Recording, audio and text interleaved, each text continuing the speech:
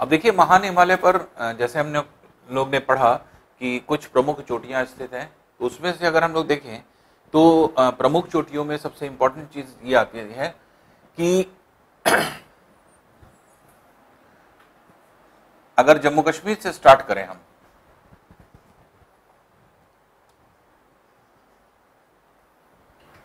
जम्मू कश्मीर से अगर हम स्टार्ट करते हैं तो ये है नंगा पर्वत। ये जो आपके इस क्षेत्र में होता है नंगा पर्वत, जो कि इसकी ऊंची चोटी होती है।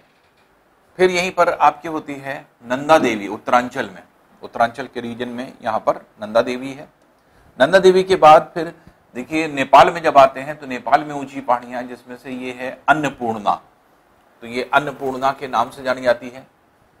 और अन्नपूर्णा के पास ही यहाँ पर होती है धौलागिरी। तो धौलागिरी जैसे हमने आपको बताया था, एक हम लोग ने पढ़ा था, यहाँ पर सफेद को और सियाह को पर्वत, व्हाइट माउंटेन्स और ब्लैक माउंटेन्स। तो हमने आपको बताया था व्हाइट माउंटेन्स इंडिया में ही 3 हैं। इंडिया मतलब अभी यही इंडिया के आसपास आप पढ़ेंगे, ट्रांस हिमालय और हिमालय में। तो एक व्हाइट माउंटेन्स ये था, एक व्हाइट माउंटेन्स ये है धौलागिरी। धौला कहा जाता है व्हाइट, सफेद को, और गिरी मतलब होता है पर्वत। इसका धौलागिरी का भी अभिप्राय क्या है? White mountains. तो व्हाइट माउंटेन्स ये भी है जो नेपाल में स्थित है, तो इसको धौलागिरी के नाम से जाना जाता है। इसके अलावा धौलागिरी के अलावा यहाँ पे अगर आप देखें तो ये है मकालू। मकालू चोटी होती है जो कि यहाँ पर पाई जाती है, ये भी नेपाल में ही स्थित है। तो ये मकालू है। और फिर इसी के बगल में यहाँ पे होती है विश्व की सबसे सर्वोच्च चोटी, जिसको हम लोग क्या कहते हैं? Mount Everest. तो माउंट एवरेस्ट सबसे ऊंची चोटी है, जो कि विश्व की सबसे ऊंची चोटी है। महान हिमालय की भी सबसे ऊंची चोटी है। तो ये जो है माउंट एवरेस्ट के नाम से जानी जाती है। इसे जो आपके एक तरह से माउंट एवरेस्ट है, इस माउंट एवरेस्ट को जो है एक तरह से कई नामों से जाना जाता है। जैसे इसे चोमी लुंगमा कहते हैं, तिब्बती भाषा में इसे चोमी लुंगमा के नाम से जाना जाता है। अब चोमी लुंगमा क्यों कहा जाता है? चोमी लुंगमा का अभिप्राय होता है पर्वतों की रानी, क्वीन ऑफ माउंटेन्स। तो माउंट एवरेस्ट क्योंकि सबसे ऊंचा है और बहुत ही खूबसूरत है, आसपास के जितने भी ऊंची चोटियां हैं उन चोटियों में सबसे अच्छी चोटियां, सबसे खूबसूरत चोटी है ये, इसीलिए इसको पर्वतों की रानी के नाम से जाना जाता है। तो ये माउंट एवरेस्ट के नाम से जाना जाता है, जो इसका एक नाम है चोमी लुंगमा। तो चोमी लुंगमा के नाम से जाना जाता है इसे। इसके अलावा इसी के पास जो है आपके और भी छोटी चोटियां होती हैं, बहुत ऊंची चोटी तो नहीं है। तो यहाँ पर गौरी शंकर है, जो कि आपकी यहीं पर चोटी पाई जाती है। उसके अलावा ये बड़ी चोटी जो आपके ये देख रहे हैं आप, तो ये है आपके सिक्किम में, ये होती है कंचनजंगा। तो कंचनजंगा की भी इंपॉर्टेंस है ये। तो कंचनजंगा की क्या इंपॉर्टेंस है? इसकी अगर हम इंपॉर्टेंस को देखें तो सबसे इंपॉर्टेंट चीज ये होती है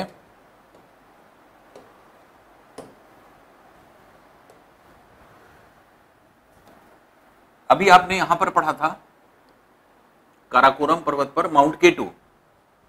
माउंट केटू को हमने कहा था भारत की सर्वोच्च चोटी।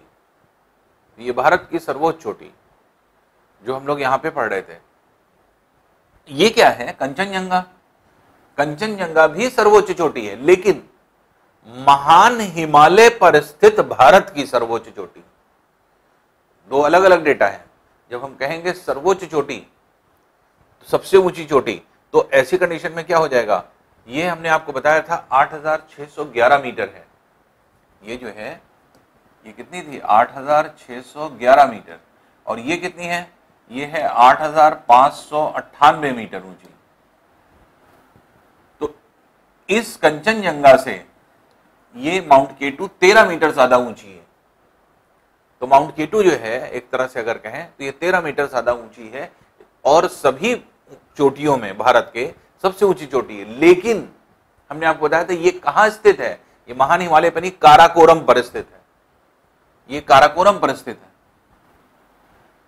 और महान हिमालय पर स्थित भारत की जो सबसे ऊंची चोटी है वो है 8598 मीटर ऊंची, जो कि किस नाम से जानी जाती है? ये जानी जाती है आपके इस जगह पे कंचनजंगा के नाम से।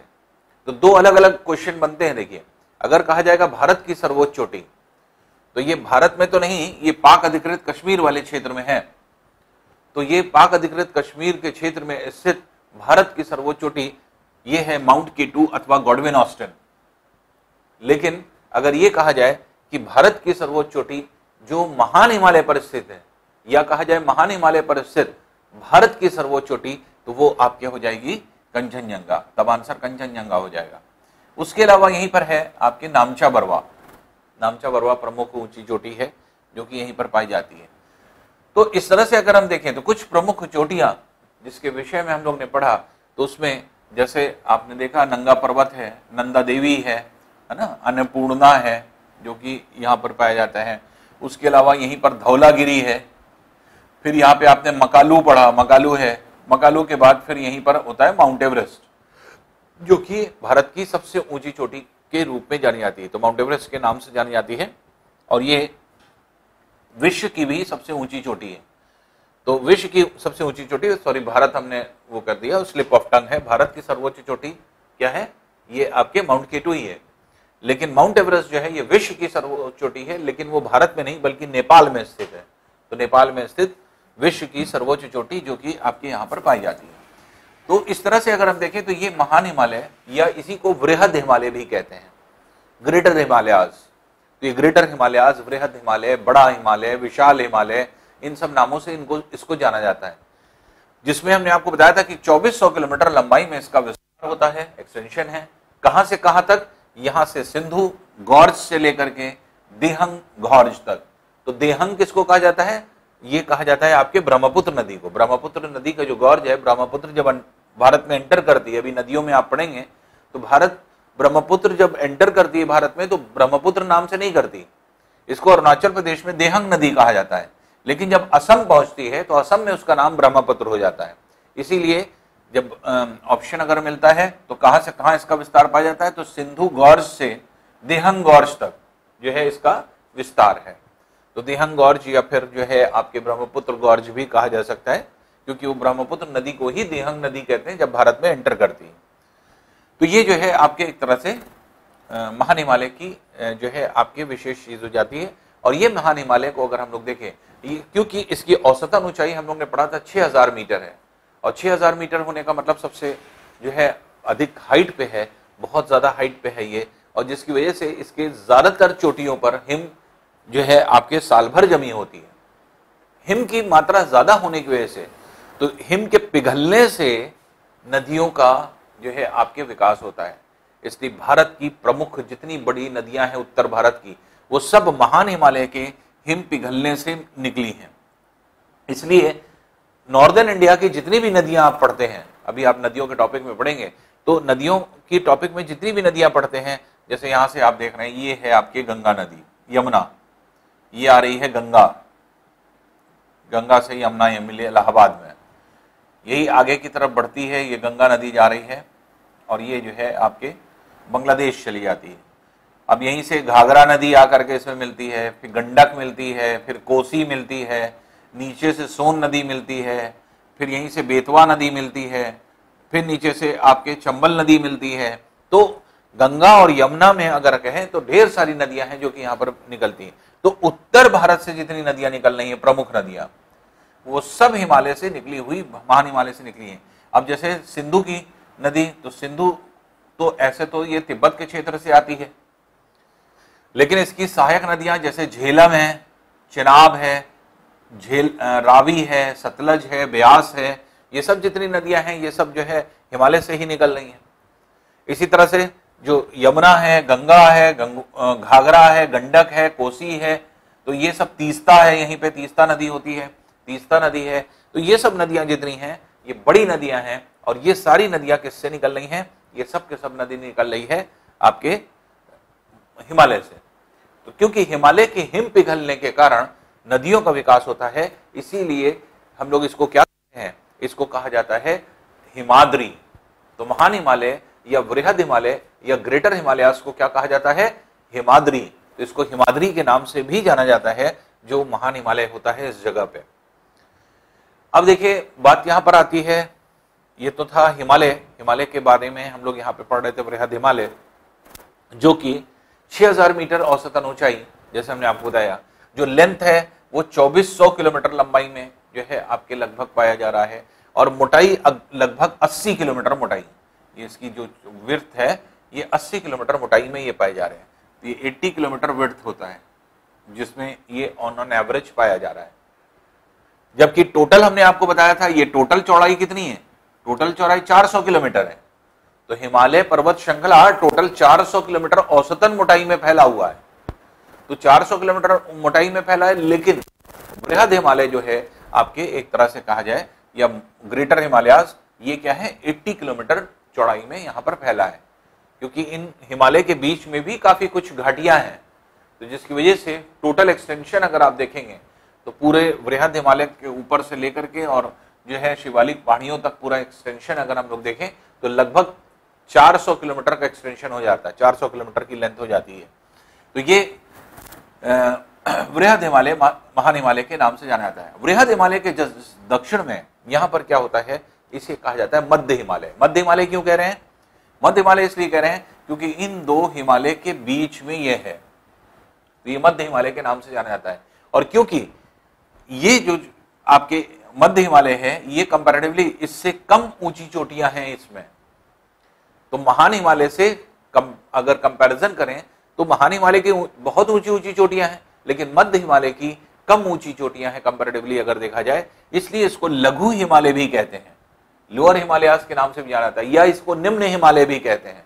तो लघु हिमालय या निम्न हिमालय या लोअर हिमालयास भी कहा जाता है इसको, या लेसर हिमालयास भी कहा जाता है, लोअर हिमालयास या लेसर हिमालयास। तो निम्न हिमालय या लघु हिमालय जिसको हम लोग कहते हैं, तो लेसर हिमालयास के नाम से भी इसको जाना जाता है, जो कि मिडिल हिमालयास है। और मध्य हिमालय, और मध्य हिमालय की दो प्रमुख शाखाएं हैं यहाँ, ये जम्मू कश्मीर जो है आपके इसमें पाई जाएंगी। तो यहाँ पर आप देखेंगे ये जो दो आपके एक तरह से चोटियां हैं, एक ऊपर वाली जो है वो पीर पंजाल है और नीचे वाली धौलाधर। ये क्वेश्चन बहुत पूछा जाता है, पीर पंजाल और धौलाधर किसकी शाखाएं हैं, महान हिमालय, मध्य हिमालय, शिवालिक पहाड़ियां या फिर जो है ट्रांस हिमालय। तो पीर पंजाल और धौलाधर दोनों ही शाखा किसकी है, मध्य हिमालय की। तो पीर पंजाल के जस्ट नीचे ये धौलाधर है। धौलाधर जो है यहां पर भी अब फिर वही चीज आती है, धौला मतलब होता है व्हाइट और धर मतलब होता है पर्वत। तो धौलाधर के मतलब क्या हुआ, व्हाइट माउंटेन्स। तो व्हाइट माउंटेन्स अब तक आप 3 पढ़ चुके हैं। कहां पे, एक सफेद कोह अफगानिस्तान में, एक धौलागिरी कहा, नेपाल में, धौला मतलब व्हाइट, एक धौलागिरी, और ये अब आप पढ़ रहे हैं धौलाधर। तो ये 3 माउंटेन्स आप व्हाइट माउंटेन्स के रूप में पढ़ चुके हैं। तो व्हाइट माउंटेन्स जिनको कहा जाता है, तो एक है सफेद कोह, ये भी व्हाइट माउंटेन्स कहलाता है इंग्लिश में। इसको धौलागिरी जो कि आपके एक तरह से नेपाल में स्थित है, इसको भी व्हाइट माउंटेन्स कहते हैं इंग्लिश में। और जो आपके यहाँ पर जो है धौलाधर है, तो वो भी जो है व्हाइट माउंटेन्स के नाम से जाना जाता है। तो एक्चुअल में इंग्लिश में कहें या हिंदी में कहें, ऐसा तो नहीं कि नाउन जो है अपने आप चेंज हो जाता है। और धौलागिरी है तो धौलागिरी इंग्लिश में भी कहेंगे और जो है आपके एक तरह से हिंदी में भी कहेंगे, लेकिन उसका अभिप्राय क्या है, अभिप्राय मीन्स होता है, इंग्लिश में अभिप्राय अगर करेंगे तो वो है व्हाइट माउंटेन्स। धौलाधर का भी अभिप्राय क्या है, व्हाइट माउंटेन्स। सफेद कोह का भी अभिप्राय क्या है, व्हाइट माउंटेन्स। तो इनका अभिप्राय है व्हाइट माउंटेन्स।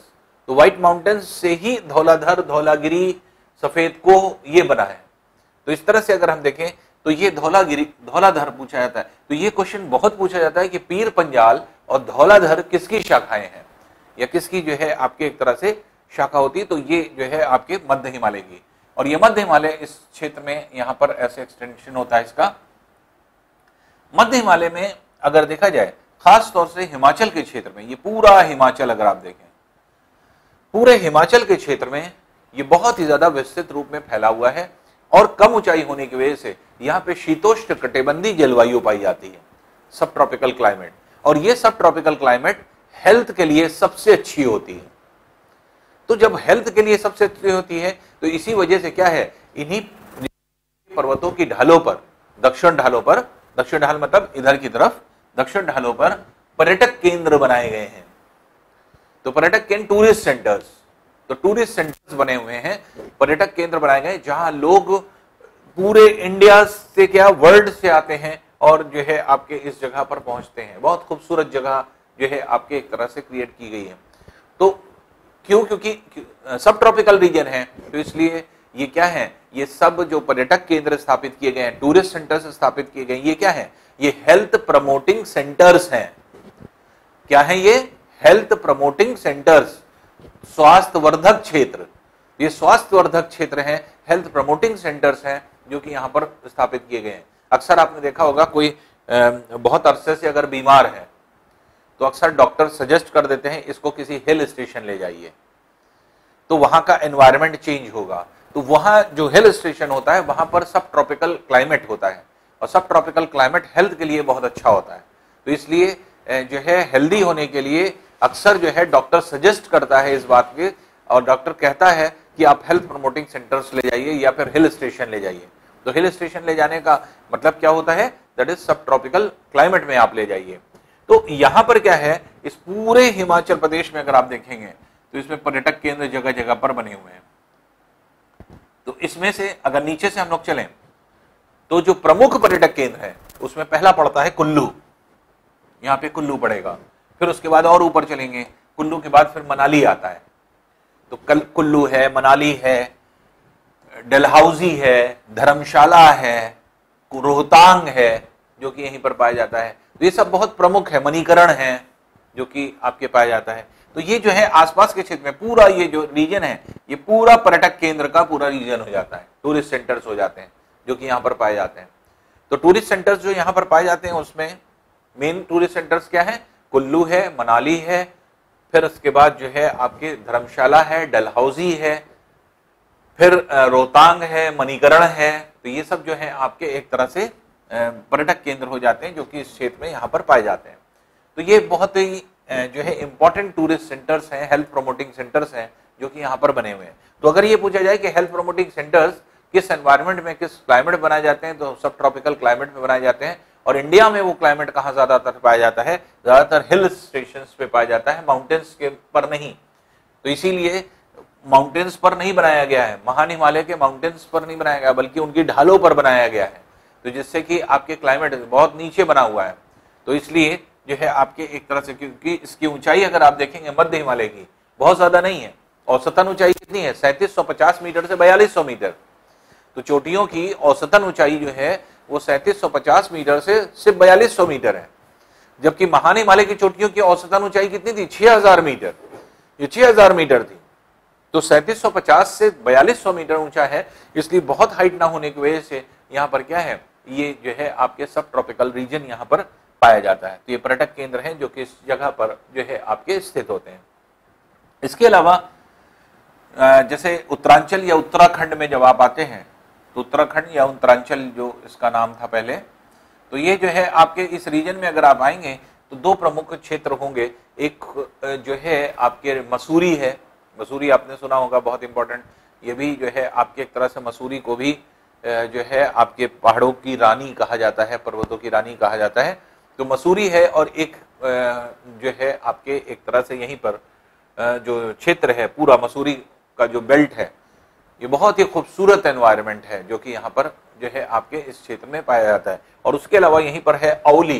तो औली भी जो है आपके एक तरह से सेंटर है जो कि आपके यहाँ पर मिलता है। तो ये भी हेल्थ प्रमोटिंग सेंटर के रूप में टूरिस्ट जो है आपके सेंटर है। तो मसूरी और औली ये उत्तरांचल में बहुत प्रमुख जो है आपके होते हैं। और इसी जगह पर अगर आप देखें तो नेपाल में अगर हम लोग देखें तो नेपाल में एक बहुत ही प्रमुख जो है आपके हेल्थ प्रमोटिंग सेंटर है, तो वो है काठमांडू। तो काठमांडू जो है आपके बहुत खूबसूरत है, जो कि आपके नेपाल के क्षेत्र में पाया जाता है। तो इस तरह से अगर हम मध्य हिमालय को देखें तो मध्य पूर्वोत्तर सीमांत के राज्यों में तो ऐसे सेंटर्स ही हैं, लेकिन जो मेनली जो आपके सेंटर्स बसे हैं, क्योंकि पूर्वोत्तर सीमांत के राज्यों में तो लोग ही बसे हुए हैं, तो यहाँ पर जो है आपके जो पूरा रीजन है वो पूरा रीजन ही उसी का है, तो पर्टिकुलर रीजन। जबकि उत्तर भारत में पूरा रीजन तो ऐसा है नहीं, सिर्फ इसी रीजन में जाएंगे तब आपको इस तरह का एनवायरनमेंट मिलेगा। जैसे ही आप साउथ में, जैसे ही इन पहाड़ियों की ढालों से उतरे, सारा एनवायरनमेंट खत्म हो जाता है।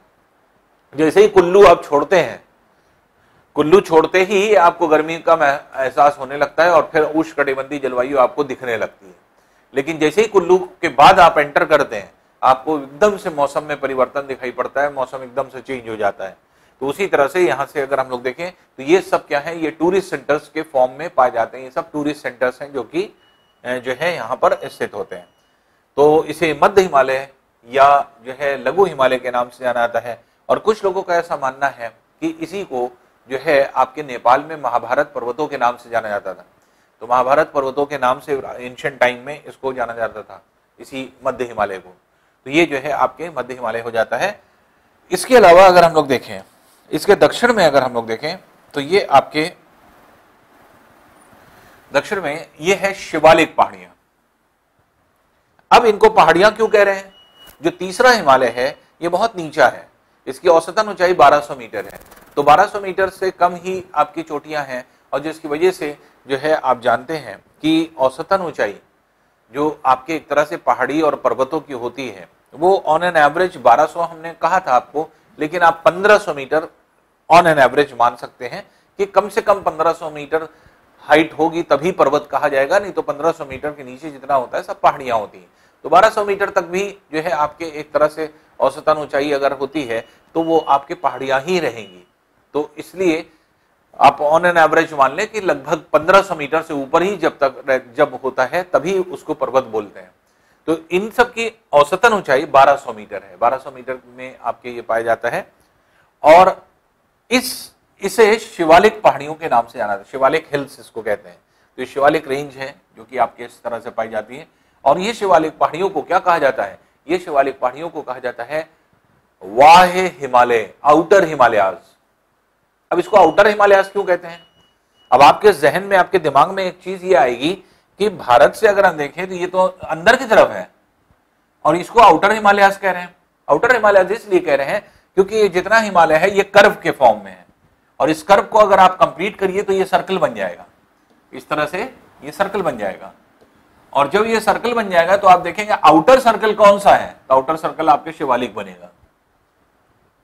तो कर्व है क्योंकि कर्व किसका जो है पार्ट होता है, इसका मतलब कि इसका सेंटर यहां कहीं है तिब्बत में, ये जो है आपके इसका सेंटर है। और सेंटर से अगर आप देखेंगे तो इनर हिमालयाज कौन हो जाएगा? ग्रेटर हिमालयाज। मिडिल हिमालयाज ये हो जाएगा, और फिर उसके बाद आउटर हिमालयाज कौन हो जाएगा? शिवालिक। तो इसी वजह से शिवालिक अंदर होने के बावजूद भी इसे आउटर हिमालयाज कहा जाता है। ये बहुत ही इंपॉर्टेंट कॉन्सेप्ट है जो जल्दी आपको मिलेगा नहीं कहीं, ये जो है आपके कहीं पे लिखा हुआ नहीं मिलेगा। आउटर हिमालयाज क्यों कहा जाता है? तो ये आउटर हिमालयाज अगर आप देखेंगे तो आउटर हिमालयाज का कॉन्सेप्ट सिर्फ इतना है कि ये क्या है, ये कर्व के फॉर्म में है, और कर्व के फॉर्म में इस कर्व को अगर आप कंप्लीट करेंगे तो इसका ये कॉन्सेंट्रिक सर्कल्स बन जाएगा, और कॉन्सेंट्रिक सर्कल्स बन जाएगा जिसका सेंटर तिब्बत में होगा। वहां से अगर आप देखेंगे तो आउटर सर्कल पर मिलेगा आपको क्या? शिवालिक। इसीलिए आउटर हिमालयाज इसको कहा जाता है। तो ये आउटर हिमालयाज के नाम से जाना जाता है। ये कुछ प्रमुख पहाड़ियां हैं जो कि आपके यहाँ पर पाई जाती हैं, जिसमें इनको अलग अलग नामों से जाना जाता है। जैसे ये है जम्मू कश्मीर में, जम्मू कश्मीर में इनको कहा जाता है जम्मू पहाड़ियां, तो ये जम्मू पहाड़ियों के नाम से जानी जाती हैं। इसी तरह से जब ये हिमाचल प्रदेश में आते हैं तो हिमाचल प्रदेश में इनको कहा जाता है शिमला पहाड़ियां। तो शिमला जो बहुत खूबसूरत जो है आपके बसा हुआ है वो क्या है? वो यही शिवालिक पहाड़ियां हैं, शिमला पहाड़ियां। फिर जो है उत्तरांचल या उत्तराखंड जो है, यहाँ पे अगर आप देखेंगे तो इनको कहा जाता है कुमायूं पहाड़ियां। तो ये कुमायूं पहाड़ियों के नाम से जाना जाता है, जो कि ये सब कुमायूं पहाड़ियां हैं जो कि एजेस पर पाई जाती हैं। फिर इसी तरह से पश्चिम बंगाल में जब आप आएंगे तो पश्चिम बंगाल में ऊपर की तरफ ये हो जाएगी दार्जिलिंग पहाड़ियां। ये दार्जिलिंग पहाड़ियों के नाम से जाना जाता है, जो कि वेस्ट बंगाल में स्थित है। तो ये दार्जिलिंग हिल्स होते आते हैं जो कि इस क्षेत्र में यहाँ पर पाए जाते हैं। और उसके अलावा अरुणाचल प्रदेश और असम की बाउंड्री पर ढेर सारी पहाड़ियां हैं, छोटी छोटी पहाड़ियां हैं जो कि अलग अलग नामों से जानी जाती हैं। अब इसमें कौन कौन सी पहाड़ी है? जैसे डफला है, डफला है, फिर यहीं पर है मिरी है, फिर अभोर है, फिर जो है आपके मिश्मी है, मिकिर है। तो ये सब जो है आपके एक तरह से पहाड़ियों के नाम हैं जो कि कहाँ पे पाए जा रहे हैं? ये आपके इस अरुणाचल प्रदेश और असम की सीमा पर। तो ये छोटी छोटी अलग अलग पहाड़ियां हैं। तो डफला जो है आपके ये पहाड़ी है, मिरी है, अभोर है, मिश्मी है, मिकिर है। तो ये सब जो है आपकी पहाड़ियां हो जाती हैं। तो अभोर, डफला, मिरी, अभोर, मिश्मी, मिकिर, ये जो है आपकी प्रमुख पहाड़ियां हैं जो कि यहाँ पे पाई जाती हैं। इसके अलावा जो मध्य हिमालय है, ये मध्य हिमालय को अगर हम लोग देखें, सॉरी शिवालिक पहाड़ियों को अगर हम देखें तो शिवालिक पहाड़ियां तो यहां पे एंड कर जाती हैं, लेकिन इन्हीं की शाखा मानी जाती हैं पूरे पूर्वोत्तर सीमांत के राज्यों में पाई जाने वाली पहाड़ियां। पूर्वोत्तर सीमांत के राज्यों में पाई जाने वाली जितनी भी पहाड़ियां हैं वो सब इसी की शाखा है। जैसे यहां पे पहाड़ियां होती हैं पटकई बम। पटकई बम क्या है? ये अरुणाचल प्रदेश म्यांमार सीमा पर स्थित पहाड़ियां हैं। फिर नागालैंड म्यांमार सीमा पर यहां पर नागा पहाड़ियां हैं, ये नागा पहाड़ियों के नाम से जाना जाता है।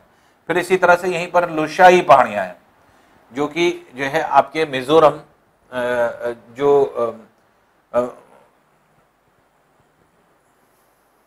मणिपुर और म्यांमार सीमा पर है। तो मणिपुर म्यांमार सीमा पर तो यहां पर क्या है? पटकई बम। पटकई बम किसमें है? अरुणाचल प्रदेश म्यांमार सीमा पर। बहुत पूछा जाता है ये क्वेश्चन जो होता है ये शॉर्ट क्वेश्चन टाइप में आपके खूब पूछा जाता है। कौन सी पहाड़ियां अरुणाचल प्रदेश म्यांमार सीमा पर हैं? तो पटकई बम है।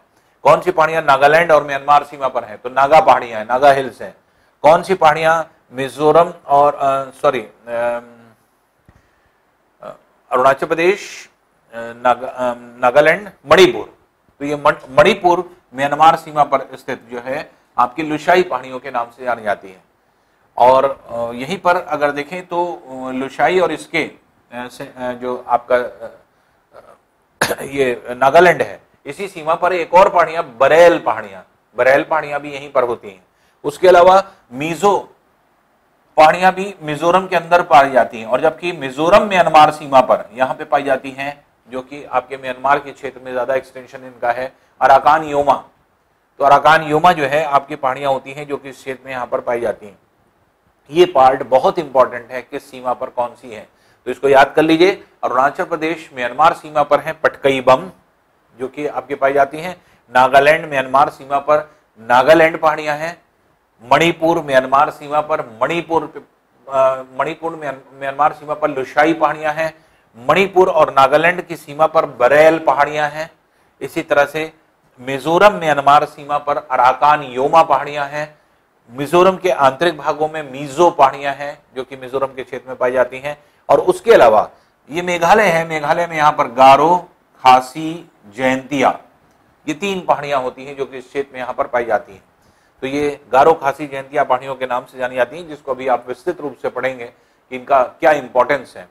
तो गारो, खासी, जयंतिया पहाड़ियां जो यहाँ पर स्थित होती हैं, तो ये अभी मेघालय पठार जब आप पढ़ेंगे तो उसमें आप विस्तृत रूप से पढ़ते हैं। तो ये जितनी भी पहाड़ियां हैं, ये कहा जाता है कि ये शिवालिक पहाड़ियों का एक्सटेंशन है। तो ये अक्सर जैसे पूछ लेता है कि पूर्वोत्तर सीमांत में, नॉर्थ ईस्ट फ्रंटियर स्टेट्स में कौन सी ये पहाड़ियां किसका एक्सटेंशन है? महान हिमालय का, मध्य हिमालय का, शिवालिक पहाड़ियों का, या फिर जो है आपके एक तरह से इनमें से कोई नहीं। तो ये क्या है? ये शिवालिक पहाड़ियों का एक्सटेंशन मानी जाती हैं जो कि इस जगह पर स्थित होती हैं। तो ये जो है एक तरह से पाई जाने वाली ये पहाड़ियां होती हैं जो पूर्वोत्तर इसमें पाई जाती हैं। अब देखिए शिवालिक पहाड़ियां जो आपके स्थित हैं, इसमें इनकी बहुत ज्यादा ऊंचाई तो है नहीं, 1200 मीटर औसतन ऊंचाई है। तो 1200 मीटर औसतन ऊंचाई पर ये पाई जाती हैं, तो बहुत ऊंची है नहीं पहाड़ियां। दूसरी इंपॉर्टेंट चीज, इसकी चौड़ाई भी बहुत ज्यादा नहीं है। जैसे 10 किलोमीटर मोटाई में ये पाई जाती हैं, तो इनकी विड्थ जो है आपके 10 किलोमीटर लगभग स्थित होती है। 10 किलोमीटर मोटाई में जो है, चौड़ाई में जो है आपके विड्थ में पाई जाती हैं। तो 10 किलोमीटर इसकी विड्थ हो जाती है इन जो है आपके इसकी। तो इस तरह से अगर हम लोग देखें तो जो आपके शिवालिक पहाड़ियां हैं ये बहुत ही इंपॉर्टेंट हो जाती हैं, और ये एक तरह से ऐसी पहाड़ियां हैं जो कि आप ये कह सकते हैं कि इसमें सबसे इंपॉर्टेंट चीज ये होती है कि ये आउटर हिमालयास के नाम से भी जानी जाती हैं। और ये ऐसी जो छोटी छोटी पहाड़ियां जो कि हर राज्य में इनका नाम बदल रहा है, तो इसलिए ये एक नाम से नहीं जानी जाती, हर राज्य में अलग अलग नामों से जानी जाती हैं। तो इसलिए आपको राज्य जैसे जैसे बदलते जाएं वैसे वैसे आपको जो है आपको याद रखना पड़ेगा कि किस राज्य में इनको किस नामों से जाना जाता है। तो इस तरह से अगर हम लोग देखें तो ये जो है पहाड़ियां इस तरह से जो है आपके इनका विस्तार यहाँ पर पाया जाता है।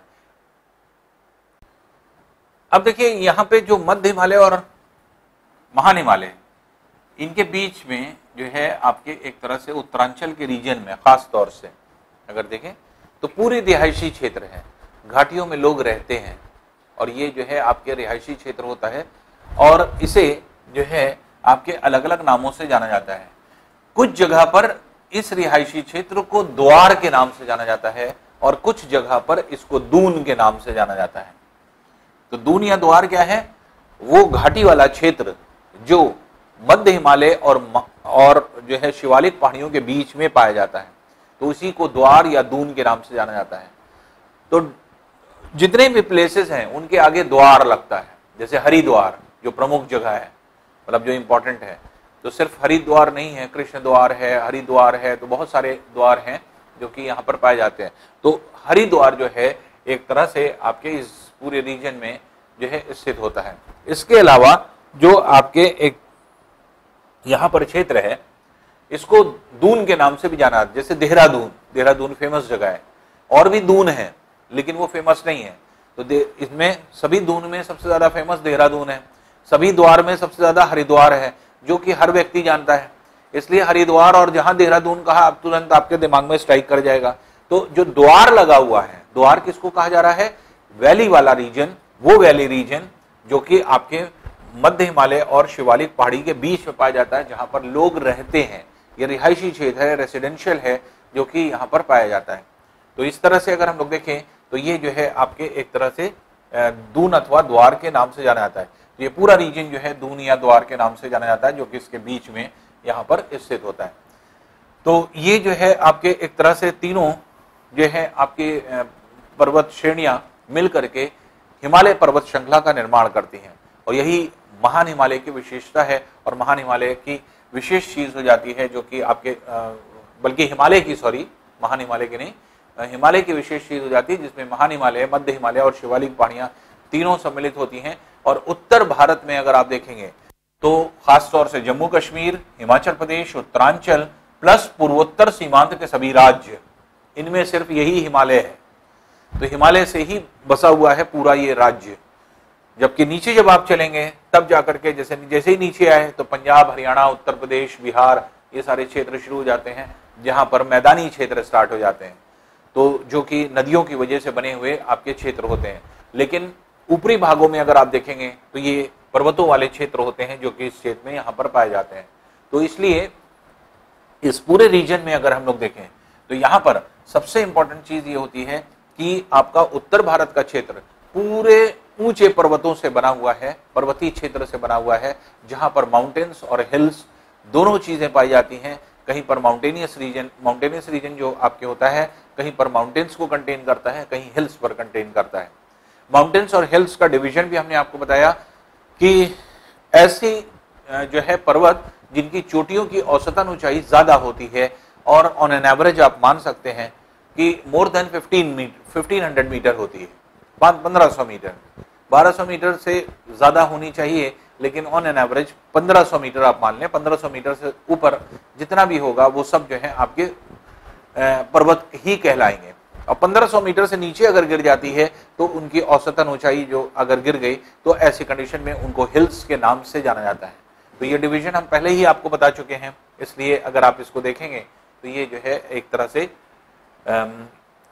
एक इंपॉर्टेंट चीज हो जाती है जो कि यहाँ पर पढ़ने में आती है। अब हिमालय के बारे में थोड़ा सा और जो है आपके स्टडी किया जाए। इंपॉर्टेंट चीज ये है कि जो हिमालय की बात अगर हम करते हैं तो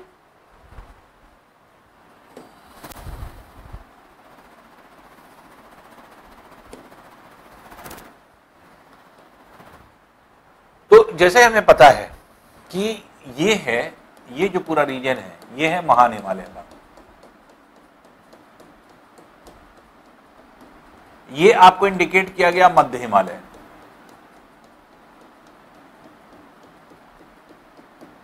और ये इंडिकेट किया गया आपको शिवालिक पहाड़ी।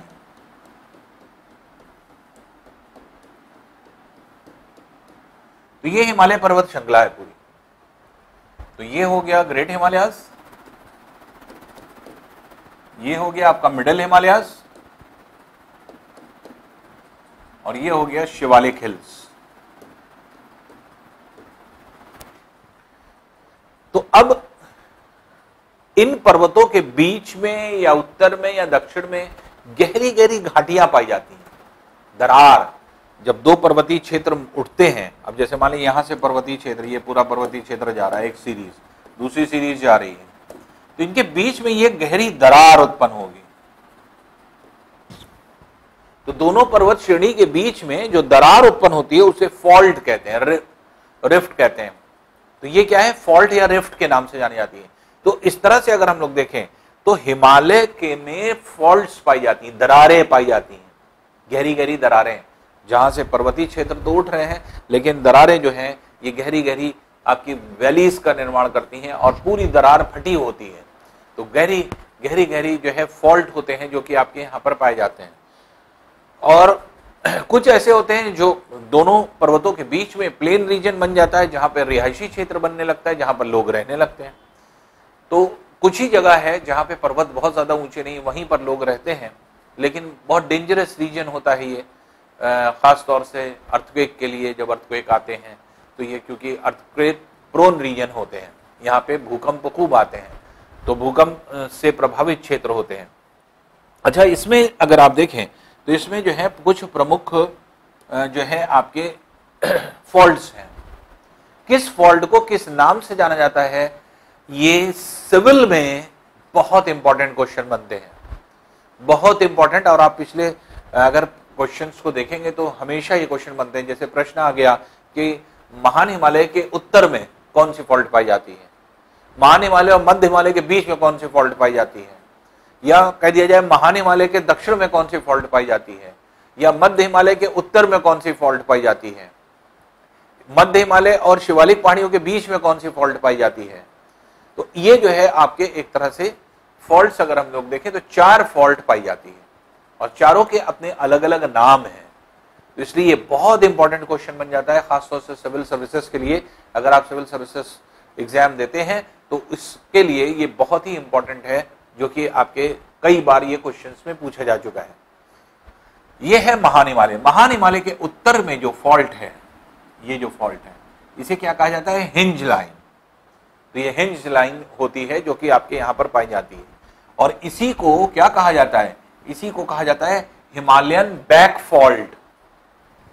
Himalayan back fault. Back fault क्यों कह रहे हैं, क्योंकि इंडिया के रेस्पेक्ट में हम लोग ने नाम दिया है। इंडिया के रेस्पेक्ट में ये हिमालय के पीछे है, महान हिमालय के पीछे।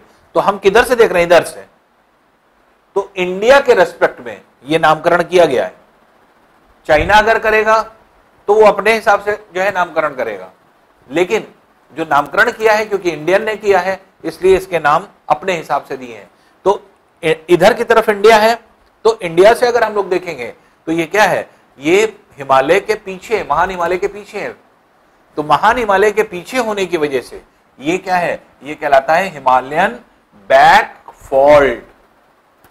तो पूरा हिमालय ये है, हिमालय के पीछे है, तो हिमालयन बैक फॉल्ट। देखिए कितना आसान है याद करना, ठीक है ना। तो हिमालयन बैक फॉल्ट के नाम से जाना जाता है।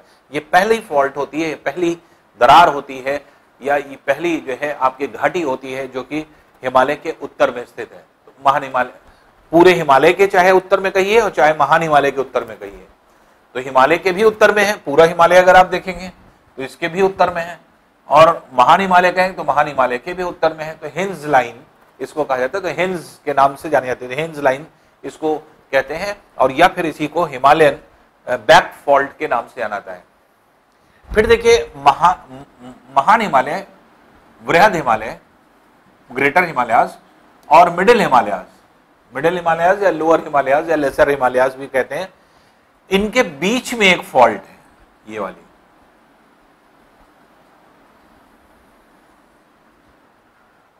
क्योंकि मेनली क्या हुआ कि पहले किसका निर्माण हुआ, जो है आपके महान हिमालय का, क्योंकि प्लेटें चल रही थी, मोड़ उत्पन्न हो रहा था, तो मोड़ के वजह से आपके ये सब बने हुए हैं, तो इसीलिए फोल्डेड माउंटेन्स इनको कहा जाता है। तो ये क्या है, तो पहले महान हिमालय बना, महान हिमालय के बाद फिर जब दूसरी मोड़ उत्पन्न होने लगी, जब दूसरी फोल्ड डेवलप हुई, तो दोनों के बीच में क्रैक डेवलप हो गया।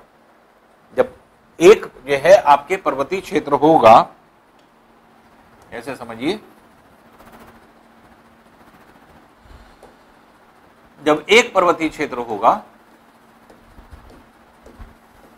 एक ही डेवलप हो रहा है, तो अभी क्या है, अभी इधर भी सपाट मैदान है, इधर भी सपाट मैदान है, लेकिन अब इधर से धक्का फिर आ रहा है, धक्का आते आते अब ये वाला भाग उठने लगा, अब ये वाला भाग उठने लगा।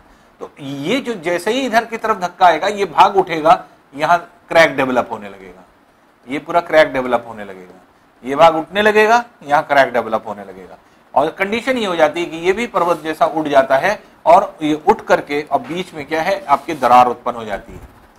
तो इसलिए ये क्या है, ये मेन जो है आपके, ये सबसे पहली फॉल्ट डेवलप हुई, सबसे पहले ये नहीं हुई, सबसे पहले यही फॉल्ट डेवलप हुई, क्योंकि महान हिमालय के बाद मध्य हिमालय का निर्माण हुआ, ये मध्य हिमालय आपके बना है। तो इसलिए महान हिमालय और मध्य हिमालय के बीच में इसे कहा जाता है मेन सेंट्रल थ्रस्ट। तो ये मेन सेंट्रल थ्रस्ट या मेन सेंट्रल फॉल्ट, तो मेन सेंट्रल फॉल्ट यही है, सबसे गहरी जो फॉल्ट होती है, सबसे गहरी फॉल्ट यही है। उसके बाद तब जाकर के आपके इसके रिपरकर्शन एक्शन की वजह से आपके ये वाली जो है आपके फॉल्ट डेवलप हुई। तो ये क्या है, आपके एक तरह से सबसे पहले डेवलप हुई, ये क्या है, मेन सेंट्रल फॉल्ट, इसीलिए कहा गया इसको। तो मेन सेंट्रल फॉल्ट है जो कि आपके इस क्षेत्र में यहां पर पाई जाती है। तो अब क्वेश्चन क्या बनेगा, क्वेश्चन 3 बन सकते हैं, जिसका आंसर एक ही है। 3 क्वेश्चन क्या बनेगा, पहला क्वेश्चन बना, कौन सी फॉल्ट महान हिमालय और मध्य हिमालय के मध्य स्थित है? आंसर आप क्या करेंगे, मेन सेंट्रल फॉल्ट।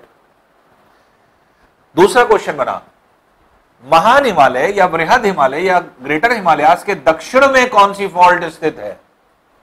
जैसे महान हिमालय के उत्तर में पूछा गया था, तो महान हिमालय के दक्षिण में कौन सी फॉल्ट स्थित है? तो भी आंसर क्या होगा, मेन सेंट्रल फॉल्ट। तीसरा क्वेश्चन, कहा जाए मध्य हिमालय के उत्तर में कौन सी फॉल्ट स्थित है? तो मध्य हिमालय के उत्तर में कौन सी फॉल्ट स्थित है? तो ये क्या हो जाएगा, मेन सेंट्रल फॉल्ट।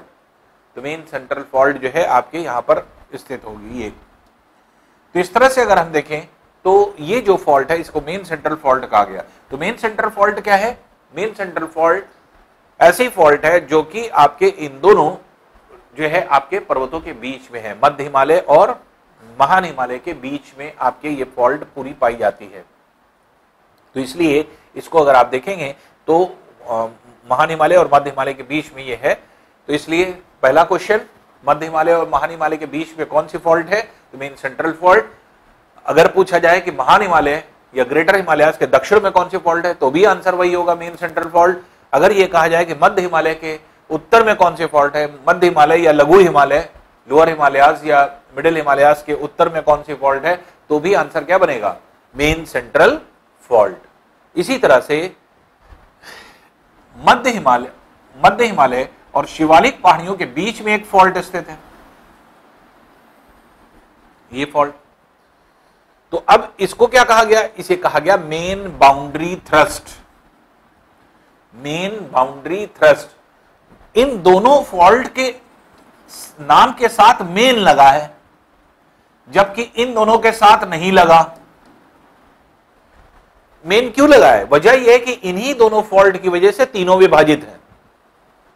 तीनों का विभाजन जो हुआ है वो क्या है, वो इन दो फॉल्ट्स की वजह से है। इस फॉल्ट के उत्तर में महान हिमालय, इस फॉल्ट के दक्षिण में मध्य हिमालय, इस फॉल्ट के उत्तर में मध्य हिमालय, इस फॉल्ट के दक्षिण में शिवालिक पहाड़ियां। तो मेन नाम क्यों पड़ रहा है, मेन फॉल्ट यही है। ये तो ऊपर जो महान हिमालय के उत्तर में है और शिवालिक पहाड़ी के दक्षिण में, ये तो क्या है, माइनर फॉल्ट्स हैं, बहुत हल्की सी फॉल्ट होती है, दरार होती है जो कि पाई जाती है।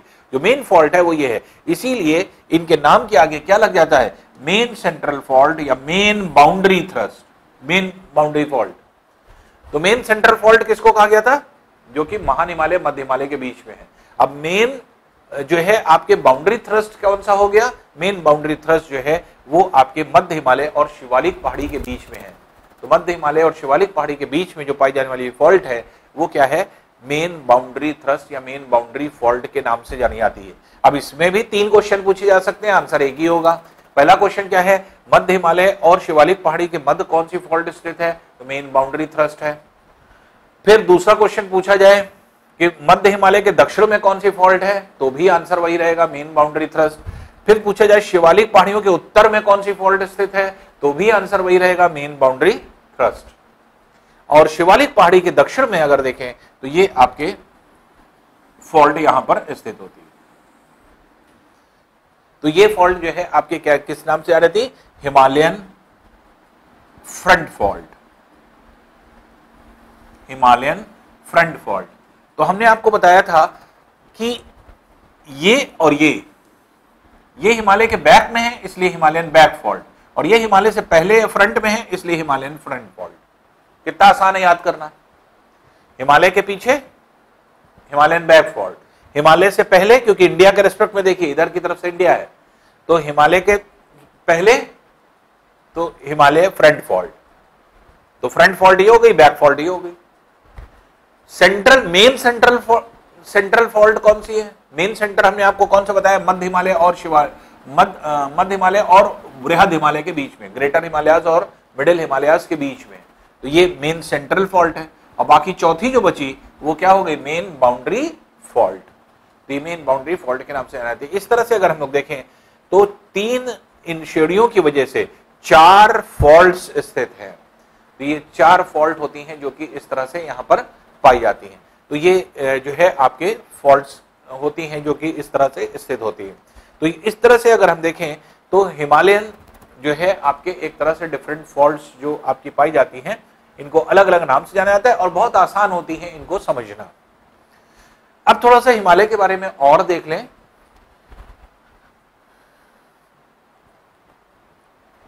ये है इंपॉर्टेंट जो कि अगर आप देखें तो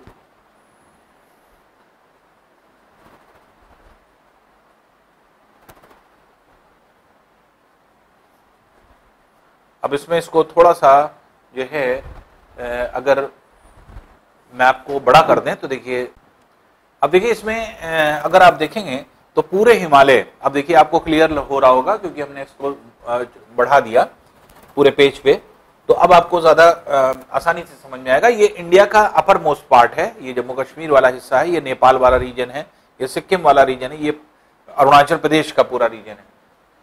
जो पर्वत होते हैं, पर्वतों के बीच से कुछ रास्ते काट के निकाले जाते हैं, पर्वतों के बीच से जो रास्ते काट के निकाले जाते हैं जिससे कि पर्वतों की एक ओर से, एक तरफ से दूसरी तरफ, उसके विपरीत तरफ जाया जा सके, ऐसे रास्ते बनाए जाते हैं। कुछ रास्ते नेचुरल बन जाते हैं और कुछ बनाने पड़ते हैं रास्तों को काट करके। जब रास्तों को काट करके हम बनाते हैं तो इसे हम क्या कहते हैं, या फिर कोई भी ऐसा पर्वत के बीच से कोई ऐसा रास्ता या दो पर्वतों की ढालों के बीच में कोई ऐसा रास्ता जिससे कि पर्वत के एक ओर से दूसरी ओर चले जाएं, उसे क्या कहा जाता है, दर्रा। उसे क्या कहते हैं, दर्रा, पासेस। तो इस तरह से बहुत सारे पासेस हैं जो कि आपके पाए जाते हैं। तो खास तौर से, और ये पासेस कहां पर पूछे जाते हैं, अक्सर आपने देखा होगा कि जैसे फॉर एग्जाम्पल आपने देखा कि जिस समय भारत चीन के बीच में विवाद चल रहा था, तो भारत चीन के बीच में विवाद चल रहा था, तो कुछ दर्रे जो है आपके एक तरह से आपके ट्रेड के लिए क्लोज कर दिए गए थे, जिसमें नाथुला दर्रा जो था वो आपके इंपॉर्टेंट था, जिसको क्लोज कर दिया गया था, जिसकी वजह से जो है आपके काफी चर्चा में वो आया था। और उसी साल सिविल ने उस पर प्रश्न बना दिया कि किस दर्रे पर जो है विवाद है या किस दर्रे को बंद कर दिया गया है व्यापार के लिए। अब देखिए ये क्या, ये करंट की न्यूज होती है, ये करंट की चीजें होती हैं। अक्सर आप पढ़ते रहते होंगे कि चीन और भारत के सीमा पर जो है आपके कुछ जगह पे मुठभेड़ हो गई, तो ये दर्रा बंद कर दिया गया, ये दर्रा ओपन कर दिया गया। तो ये दर्रे जो होते हैं, ये होते हैं पास एक रास्ता होता है, और ये रास्ते आपके डिफरेंट होते हैं। जैसे आपके ये किया गया था इस दर्रे पर, ये जो रीजन है आप यहां भी देख सकते हैं, नाथुला दर्रा इसे कहा जाता है। ये नाथुला दर्रा है जो कि आपके इस तरह से यहां पाया जाता है। तो ये इंपॉर्टेंट दर्रे होते हैं। अब जैसे यहां पर एक दर्रा है जो कि आपके कहा जाता है बड़ा लाचा ला दर्रा, बड़ा लाचा ला दर्रा के नाम से जाना जाता है। फिर यहीं पर बनिहाल दर्रा होता है, बनिहाल पास है, ये सब जम्मू कश्मीर में है।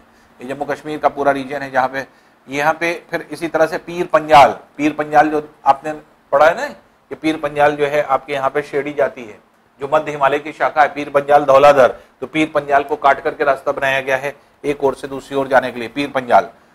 फिर यहीं पर जो है आपके एक तरह से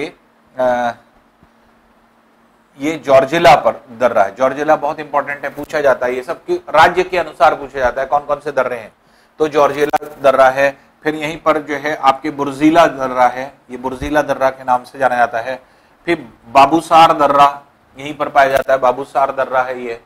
फिर इसी तरह से जो है आपके मारपोला दर्रा ये हो जाता है, जो कि लद्दाख के उत्तर के क्षेत्र में यहाँ पर स्थित होता है।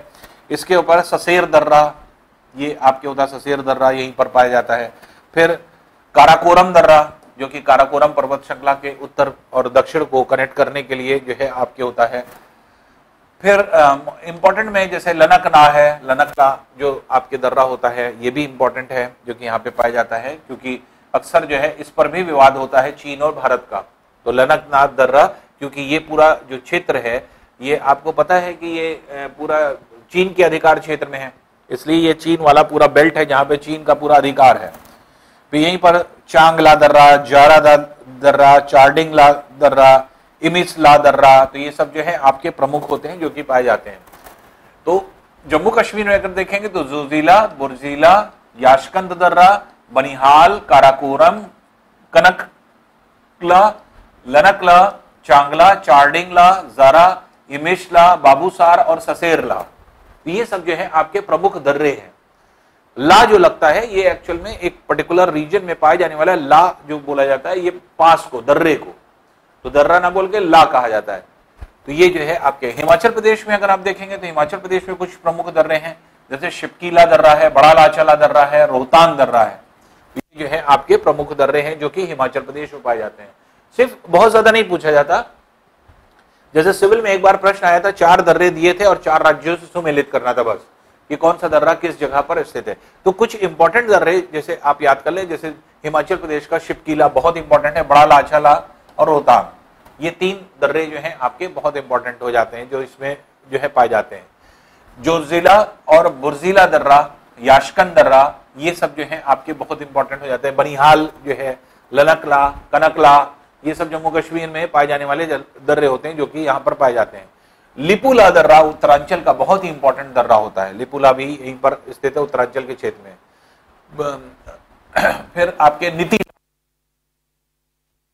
मानाला जो है आपके इंपॉर्टेंट है, ये थागाला, तो ये 4 दर्रे जो हैं आपके एक तरह से, क्योंकि इन पे प्रश्न आ चुके हैं इसलिए हम रिकॉल कर रहे हैं कि लिपुला, नीतिला, मानाला और थागाला, ये सब जो हैं आपके कौन से दर्रे हैं जो उत्तरांचल की बेल्ट में है। उसके अलावा जैसे उत्तरांचल में बालचाधुरा दर्रा होता है जो कि पाया जाता है, तुंजुनला जो है आपके दर्रा है, मूफिंग दर्रा होता है जो कि यहाँ पे पाया जाता है। फिर सिक्किम में 2 प्रमुख दर्रे हैं, एक नाथुला है, एक जिलेपला है। तो नाथुला बहुत ही इंपॉर्टेंट है और हमने अभी आपको बताया नाथुला पर ही विवाद था और जिसको बंद कर दिया गया था व्यापार के लिए, इसलिए जो है आपके खूब पूछा गया इस पे जो है प्रश्न। फिर अरुणाचल प्रदेश में अगर हम जाते हैं तो बमला, कावाला, दीफूला, चौकानला, पंगसौला, तो ये सब जो दर्रे होते हैं ये अरुणाचल प्रदेश के पूरे सीमा पर यहाँ पर स्थित होते हैं। और इसी अरुणाचल प्रदेश और असम की सीमा पर जो आपके पास जाता है ये बोमडीला दर्रा, तो बोमडीला भी इंपॉर्टेंट होता है जो असम और जो है आपके अरुणाचल प्रदेश के उस पे होता है। तो अरुणाचल प्रदेश और चीन के जो आपके एक तरह से प्रमुख दर्रे हैं, तो उसमें ये पूरी दर्रे जो होते हैं उसमें जैसे बमला, तुंगाला, कावाला, दीफूला, चौकानला, पंगसौला, तो ये सब जो है आपके प्रमुख दर्रे हैं जो कि अरुणाचल प्रदेश में पाए जाते हैं। अब इसमें जो मोस्ट इंपॉर्टेंट है उनको हम इंडिकेट करने जा रहे हैं, उसको ध्यान रखिएगा, मोस्ट इंपॉर्टेंट जरूर याद कर लीजिएगा। मोस्ट इंपॉर्टेंट हम क्यों कह रहे हैं, ये आपके पूछे जाते हैं और एग्जाम में अगर आप देखेंगे तो बहुत बार यूज हुआ है। जैसे जम्मू कश्मीर, जोरजिला और बुर्जिला, ये बहुत ही, और याशकन, ये 3 दर्रे जो है बहुत ही इंपॉर्टेंट हैं जो कि आपके पूछे जाते हैं। पीसेस में आपके बाबूसार भी पूछा गया है और बनिहाल भी पूछा गया है पीसेस में, अगर आप देखेंगे, ठीक है ना। उसके अलावा हिमाचल प्रदेश में शिपकीला दर्रा जो है आपके, और बड़ा लाचाला दर्रा, ये दो इंपॉर्टेंट हैं। रोहतांग वैसे भी आपको याद रहेगा, क्योंकि रोहतांग अभी आप पढ़ चुके हैं, पर्यटक केंद्र है जो कि पाया जाता है, जो कि कुल्लू, मनाली, डलहौजी, तो ये सब जितने भी रीजन होते हैं वो उसमें पाया जाता है। तो शिपकीला, बड़ा लाचाला दर्रा और रोहतांग जो है आपके प्रमुख दर्रा हो जाता है, जिसमें से शिपकीला, बड़ा लाचाला हिमाचल प्रदेश में याद रखिए। अगर कुछ भी स्पेसिफिक आपको याद रहेगा और सुमेलित करने वाला क्वेश्चन आ गया तो आसानी से बहुत इजीली आप जो है आपके क्वेश्चन सॉल्व हो जाते हैं। और ये दर्रे होते क्या हैं, हमने जैसे अभी आपको एक्सप्लेन किया, तो जो पर्वतीय क्षेत्र है, कभी कभी दो पर्वतीय रास्तों के बीच में से रास्ता निकाला जाता है और इसकी जो है देख रेख की जाती है। दोनों देश अपनी आर्मी को लगाते हैं इस जगह पे, एक जगह से दूसरी, क्योंकि ये पास होता है, रास्ता होता है, तो कोई भी इसको पास कर सकता है। पर्वतीय क्षेत्र से घुसना जो है बहुत मुश्किल होता है, लेकिन इन दर्रों से पास करना आसान होता है। तो ये दर्रा एक तरह से रास्ता होता है, एक मार्ग होता है, सड़क होती है जो कि आपकी बनाई जाती है, जो एक जगह से दूसरी जगह जाने के लिए। तो ये सब जितने भी दर्रे होते हैं ये सड़क होती है, तो एक रास्ता होता है जो कि बनाया जाता है। कभी कभी ये भी होता है कि कुछ पर्वतों को काट करके पर्वत के बीच से रास्ता निकाल दिया जाता है, तो ये लेकिन कठिन होता है, ये टनल हो जाती है, ये दर्रा नहीं टनल हो जाती है, सुरंग जिसको हम लोग कहते हैं। तो सुरंग अलग चीज है और दर्रा अलग चीज है।